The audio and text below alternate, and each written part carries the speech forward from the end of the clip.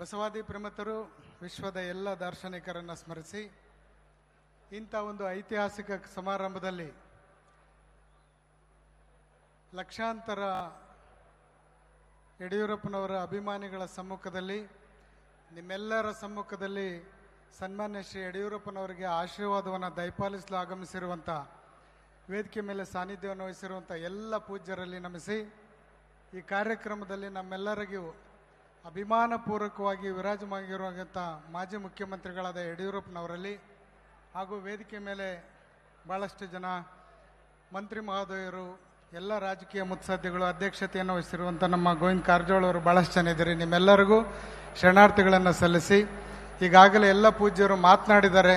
ಇಲ್ಲಿ ಒಂದು ಮಾತನ್ನು ನಾನು ಭಾಳ ಆತ್ಮಪೂರ್ವಕವಾಗಿ ಮನಸ್ಸಂತೋಷದಿಂದ ಹೇಳೋದಾದರೆ, ಕರ್ನಾಟಕದಲ್ಲಿ ವೀರಶೈವ ಮಠಮಾನ್ಯಗಳು, ಆದಿಚುಂಚನಗಿರಿ ಮಹಾಸಂಸ್ಥಾನ ಸೇರಿದಂತೆ ಅನೇಕ ಮಠಮಾನ್ಯಗಳು ಎಲ್ಲ ಶೋಷಿತ ಸಮುದಾಯಗಳಿಗೆ ಅನ್ನದಾಸೋಹ, ವಿದ್ಯಾದಾಸೋಹ, ಅಕ್ಷರ ದಾಸೋಹವನ್ನು ನೀಡಿದಂಥ ಒಂದು ಕೀರ್ತಿ ನಮ್ಮ ರಾಜ್ಯದ ಎಲ್ಲ ಮಠಮಾನ್ಯಗಳಿಗೆ ಸಲ್ಲುತ್ತಾ ಇರುವಂಥ ಸಂದರ್ಭದಲ್ಲಿ ಬಹುತೇಕ ಯಡಿಯೂರಪ್ಪನವರು ಮುಖ್ಯಮಂತ್ರಿಗಳು ಆರಂಭದಲ್ಲಿ ಆಗದೆ ಹೋಗಿದ್ರೆ ನಮ್ಮಂಥ ಅನೇಕ ಶೋಷಿತ ಸಮುದಾಯದ ಮಠಮಾನ್ಯಗಳು, ಆರ್ಥಿಕವಾಗಿ ಹಿಂದುಳಿದಿರುವಂಥ ಮಠಮಾನ್ಯಗಳು ಇವತ್ತು ಗುಡಿಸಲಿನಲ್ಲಿ ಶೆಡ್ನಲ್ಲಿ ಇರಬೇಕಾಗಿರುವಂಥ ವಾತಾವರಣ ಇತ್ತು.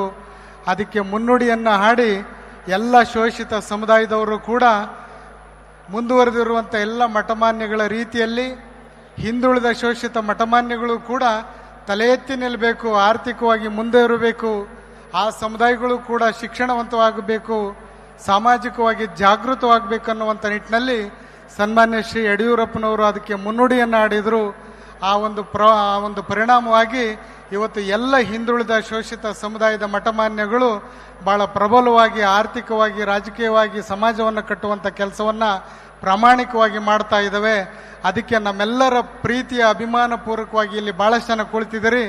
ನಿಮ್ಮೆಲ್ಲರೂ ಕೂಡ ಭಾಳಷ್ಟು ಜನ ಹಿಂದುಳಿದ ಶೋಷಿತ ದಲಿತ ಸಮುದಾಯದಿಂದಲೇ ಯಡಿಯೂರಪ್ಪನವರಿಗೆ ಆಶೀರ್ವಾದ ಮಾಡಲಿಕ್ಕೆ ಬಂದಿದ್ದೀರಿ ಅಂಥೇಳಿ ನನಗೆ ಅನ್ನಿಸ್ತಾ ಇದೆ. ಇಂಥ ಸಂದರ್ಭದಲ್ಲಿ ಯಡಿಯೂರಪ್ಪನವರಿಗೆ ಆರೋಗ್ಯ, ಆಯುಷು, ದೀರ್ಘಕಾಲ ಅವರು ಈ ರಾಜ್ಯದ ಸೇವೆಯನ್ನು ಮಾಡುವಂಥ ಕಾರ್ಯವನ್ನು ನೀಡಲಿ ಅನ್ನುವಂಥ ಮಾತನ್ನು ಈ ಸಂದರ್ಭದಲ್ಲಿ ವ್ಯಕ್ತಪಡಿಸಿ ಉಪಸ್ಥಿತರಿರುವಂಥ ಎಲ್ಲ ಪೂಜ್ಯರಲ್ಲಿ ನಮಿಸಿ ಯಡಿಯೂರಪ್ಪನವರಿಗೆ ಮತ್ತೊಮ್ಮೆ ಅವರ ಆರೋಗ್ಯಕ್ಕೆ ಭಗವಂತ ಬಸವಾದಿ ಪ್ರಮುಖರ ಆರೋಗ್ಯವನ್ನು ಕರುಣಿಸಲಿ ಅನ್ನುವಂಥ ಮಾತನ್ನು ಹೇಳಿ ನಾನು ಮಾತುಗಳಿಗೆ ವಿರಾಮನ ಕೊಡ್ತೀನಿ. ನ್ಯೂಸ್ ಫಸ್ಟ್ ನಿರ್ಭೀತಿಯಿಂದ ನಿಮ್ಮ ಪರವಾಗಿ.